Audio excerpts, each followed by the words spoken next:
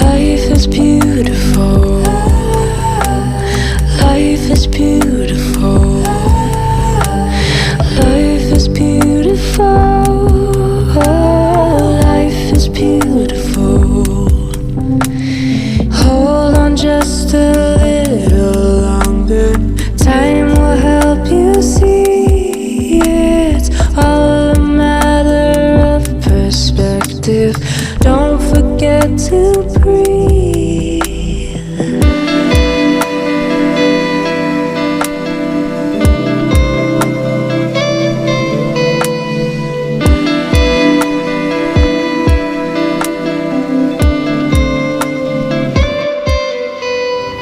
Life is beautiful. Right, well, good morning everybody. Welcome back to the channel.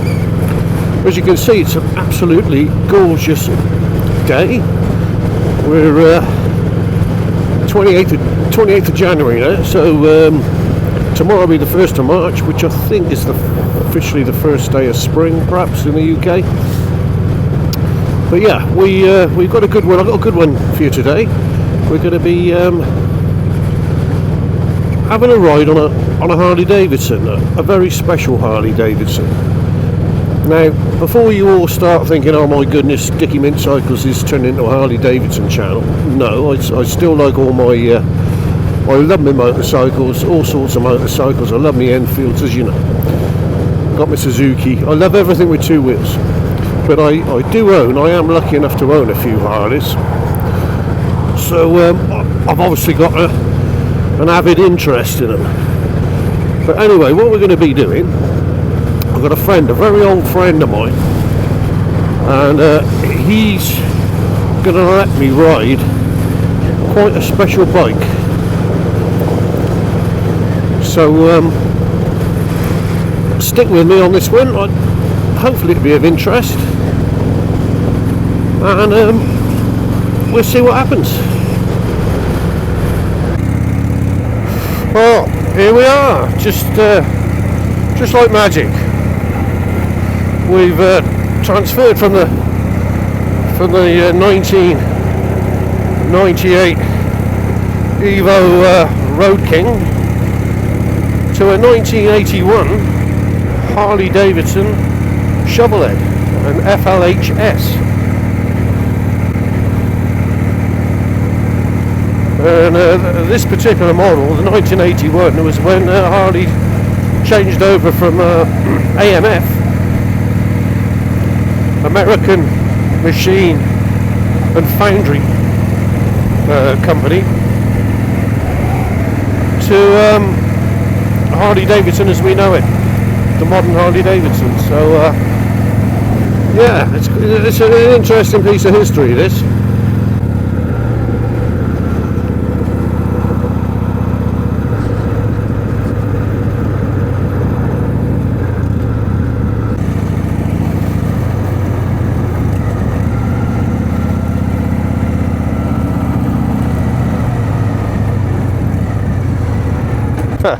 We'll do like a standard review on it, and let's see what we come up with. But there's a lot more to this bike. Obviously, it's classic. It's a classic motorcycle, and it is in extremely good condition.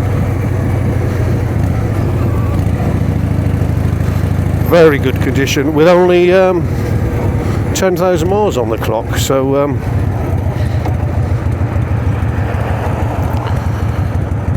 it's a collector's piece, really.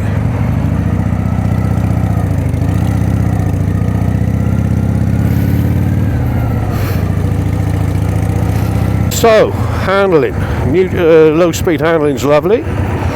No different to anything else. The brakes are okay. We'll talk about the brakes bit later on, because they've got, on this thing it's fitted with what they call banana calipers, and this will make you guys smile. They were originally off a bomb bogey.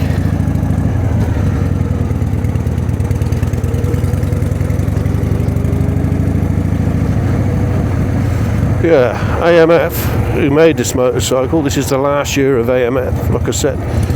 They took the calipers off bomb bogies that they used to make and thought, we'll stick them on a motorbike. But anyway, the brakes work.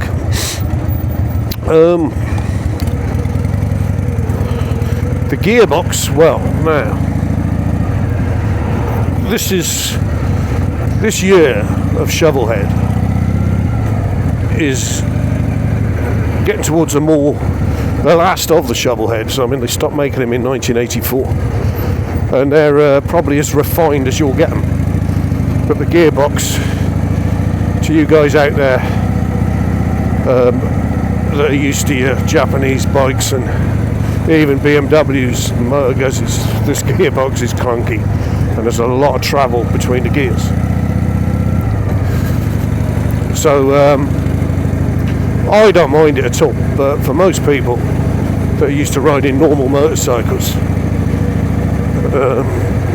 quite horrendous, I think you'd find it.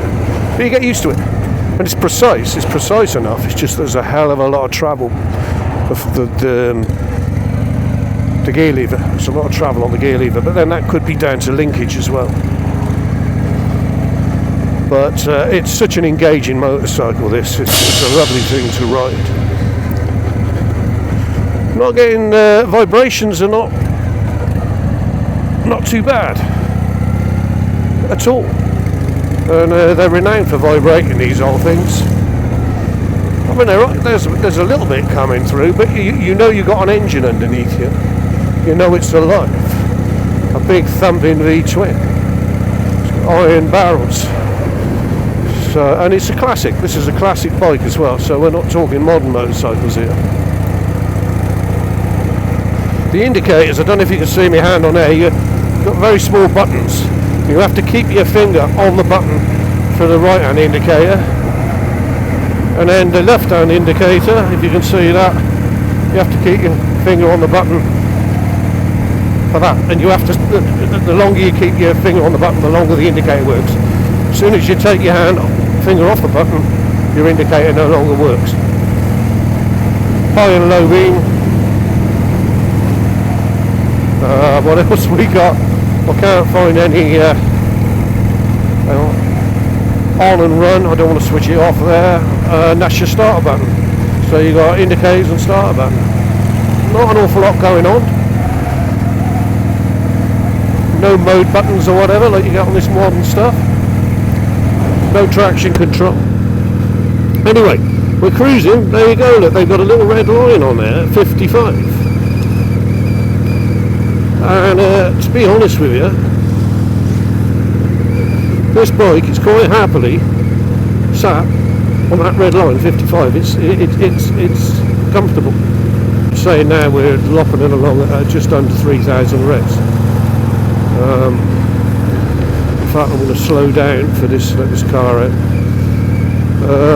But it's absolutely glorious. It's just such a lovely feeling to be sat on one of these things. So, yeah, Harley Davidson. It's founded in 1903 by Mr. Davidson and Mr. Harley. Can't remember their first names. I should know it. If I tell you, it'll be wrong anyway. So, William Davidson, perhaps.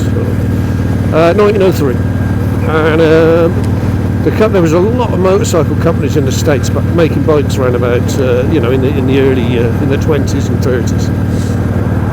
Henderson, Crocker, you name it. Lots of bike companies. It was very similar to the UK. And then, of course, in the 30s they had the Great Depression in the States came, and that put paid to a lot of these American motorcycle companies. And the only real, there was two companies that came out of the end of that really, and that was Harley Davidson and Indian. Indian were producing bikes, and we all know Indian.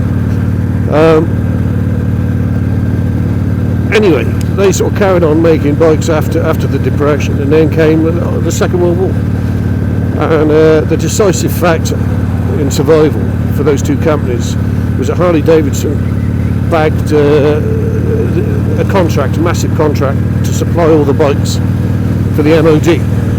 And of course, we're looking at World War II, the Liberator, the 750, the 45s, WLs, WLDs, WLAs, the 45s. They made thousands of them, and that's what saved Harley. And sadly, India in the 50s went down the tubes, so they were just left with Harley Davidson. They were still making the same old bikes, really. They were the panheads.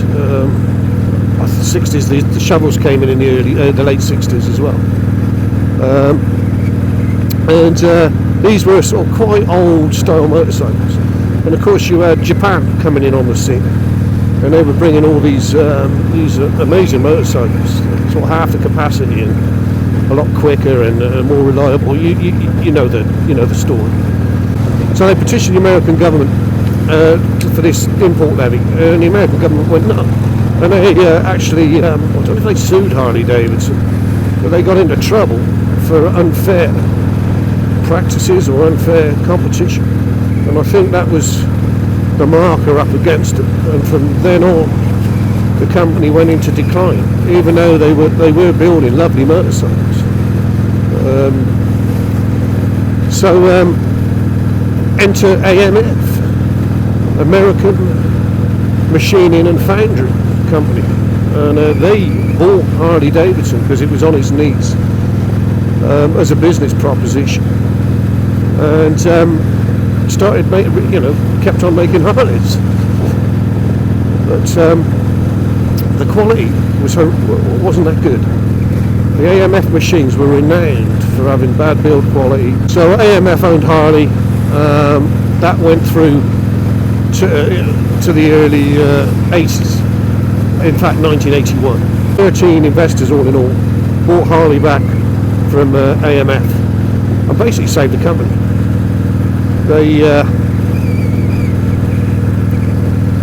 brought out what they call the Evo engine, and that literally was an absolute transformation. It was a revelation, that Evo engine, and that ran right through till the late 90s. And the story goes on from the early 2000s to today, the Harley Davidson story. But it is anyway. 81.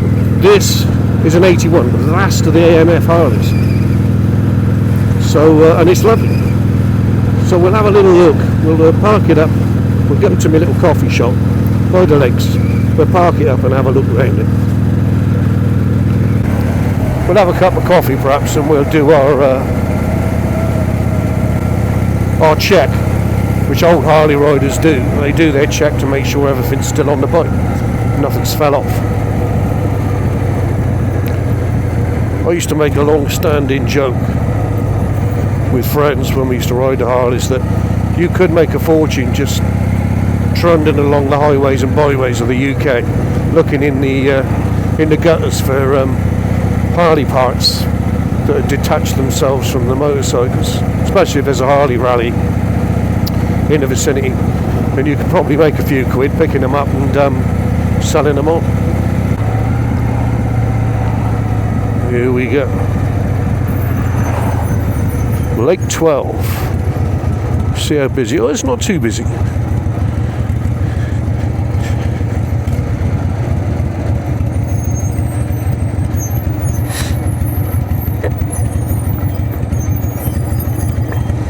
So we'll park the old girl up.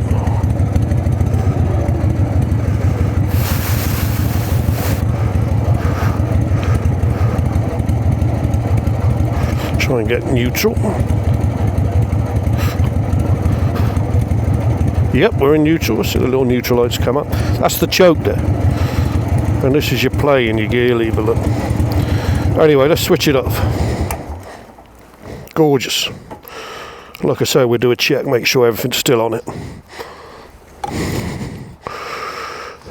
This is where it rolls back down and into the lake. I don't think my old mate Trevor would be Very happy with that, or it'd cost me a lot of money because I'd have to buy the bike. And there is the lovely 1981 Harley Davidson FLHS. Now, this bike is in stunning condition. There's not a lot that's not standard with it. The only thing is the pipes. They should be super glide pipes, and the handlebars, FLH, like electric glide handlebars. They should have some buckles, but that's not really an issue. But other than that, it's a 10,000 mile, beautiful condition, classic motorcycle. Look at that, and that's the engine's 1340cc, and 1981 is the last year of A.M.F, and you can see that well on that badge, it's got A.M.F on there. Now in 1982, wouldn't have that, just have the wings. But absolutely beautiful, I'm loving it. Chain drive, and I was telling you about the brakes, wasn't I? The Harley, or A.M.F, American Machining and Foundry Company, they owned a few they manufactured a few things, including golf carts and bomb bogies.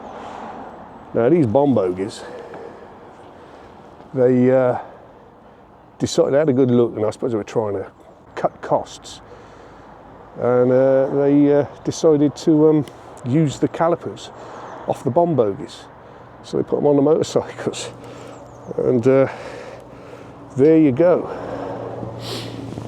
There is what they call your banana caliper. Absolutely, well, they're rather big, aren't they? But, there you go, there's your banana caliper. Believe it or not, they work. I've got a box full of them at home, and they're worth money now apparently as well. There's the front. There's the one on the front now. Look how big that is. Looks like it's come off a truck, doesn't it? Well, like I say, we can go one better than that. It hasn't come off a truck, it's come off a bomb bogie. Chain drive. But this is your shovel head engine. The Evolution motors, they're all aluminium. They were a revelation. They came out in 1984, I think, the Evos. I might be wrong. And they were all aluminium. They were aluminium barrels, better oiling system. This engine harked back to the Harleys of what I was saying about earlier. The Harleys of the 50s and 60s. The bottom ends weren't a lot different. You know, the iron barrels, they just played around with the heads. So the engine before this would have been a Panet, and they were called Panets because the rocker covers looked like an upside down saucepan. This is called a shovel head. Supposedly, because that is supposed to look like a shovel, which I guess if you had this is Americans' way of thinking, mind you, but I guess if you had a shaft coming out there, it would look a bit shovel shaped. But yeah, shovel head engine. So I think this is an absolutely gorgeous motorcycle. And like I say, it came up the road, came up the 419, no problem. Cruising happily at 55, it cruised at 60. But on these bikes, you're not going to be in a rush, are you? You're not going to be in a rush to ride this. This is a classic motorcycle. So what I'm going to do now, I'm going to take it back out. We're going to have a run around the countryside. The day is absolutely gorgeous day. I mean, look at that lake. There's nobody on it either. You'd think thought there'd be a few people. Okay, so I've just pulled it up onto the flat, and I'm going to show you something because I think this is quite amazing for a shovel head. switch it on. There's your ignition starter button. Look at that. Sweet as a nut. Now mine never used to do that. Not straight, well, I never used to use it, I used to kick mine over, but straight on the button with this, straight into a lovely even tick over.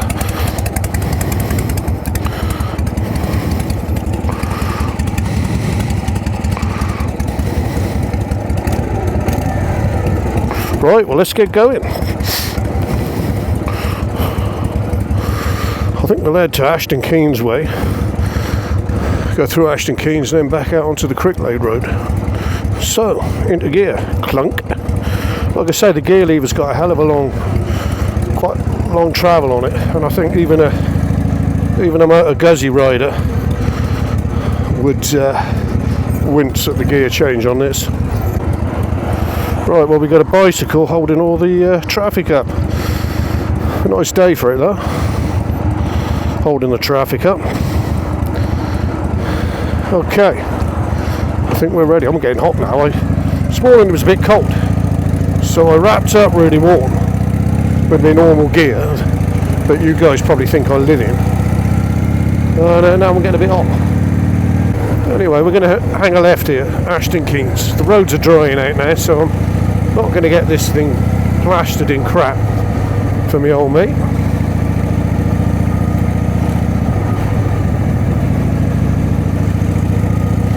But yeah, Ashton Keynes, I mean, I've known old Trevor for a long, long time, since we were kids.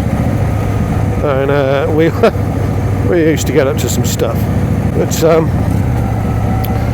yeah, Brit bikes. He was into Brit bikes and what have you, and he loves his Harleys. We both love our Harleys, and he's basically stuck with his Harleys. He lives and breathes them. Where you could say I've branched out a little bit. I mean, I still love my Harleys. Like I say, I'm lucky enough to own a few of them, but I do appreciate all sorts of motorcycles. As I'm sure Trevor does, but he tends to stick to his one brand. In the Harley scene, well, we all know about the Harley scene, but we don't know about the Harley scene, or the guys that are in the old Harley scene. Obviously, they know about it, but and it's like a little subculture. That's how I define it. And they're pretty close knit. People that deal in the bikes and parts, they all know each other, and it's a fantastic thing to be in. But they are their own little entity, their own little subculture, which hasn't really got a lot to do with what most people determine as the modern Harley Davidsons. You know, the likes of your twin cams, and there's a poodle there. Your likes of your twin cams and your Milwaukee 8s. I've always thought that Harley, for me, stopped at the Evolution engine. And the Evolution engine was similar to the shovel, but obviously it's been completely redesigned with alley barrels and heads, so it ran cooler. But the cranks on them, you know, the bottom ends on these things haven't really changed for decades. But when the twin cams, what I call the modern Harleys, came in, and the Milwaukee, the whole game show changed really. But that's just my look on it, if you get me drift. That's how I feel about it. For me, if I owned this motorcycle, it would be me. I'd use it. Don't get me wrong. I know it's got 10,000 mile on it, and you could think, right, I'm going to put it in cotton wool and watch it appreciate in price. But as you all know, I like riding motorbikes, and they're made to ride. You know, been sat, not being used. It's a crying shame. They were designed to be used and ridden, and that's what I spent most of my time doing, as you'll know. St Samson's Church in front of us, Cricklade. I was married in that church.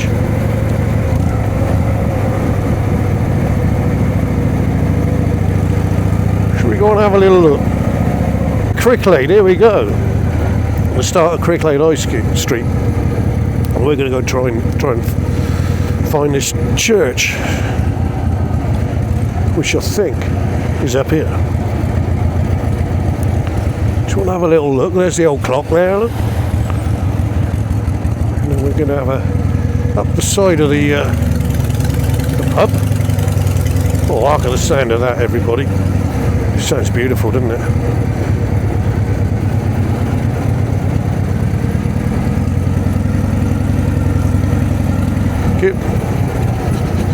And here we go, there's the church.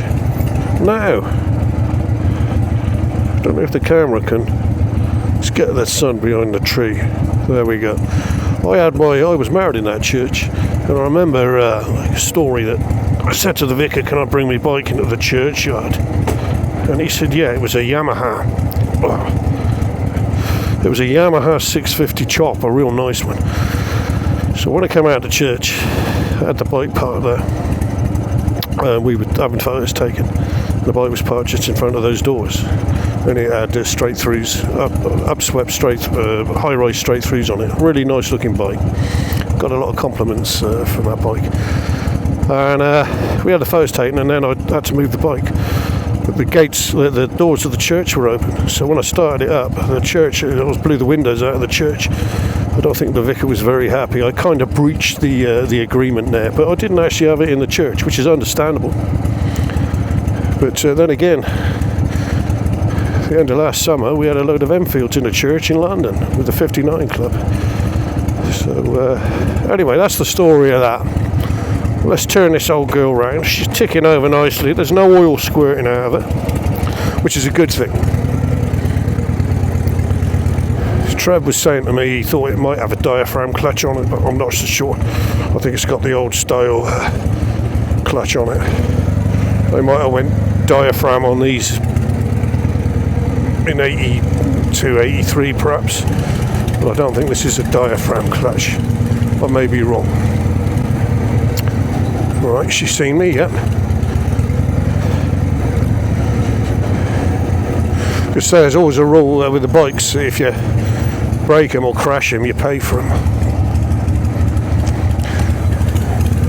That's that's the way I work anyway. 20, keep it at 20, Dickie.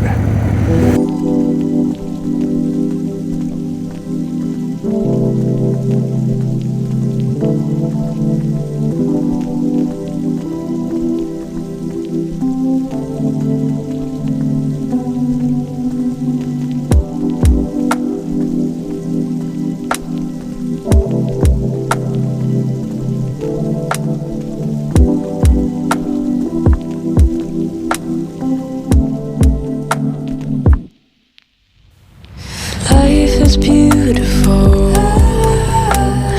Life is beautiful.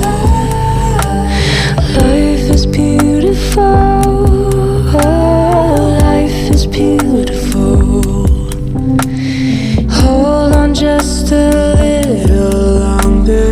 Time will help you see it's all a matter of perspective.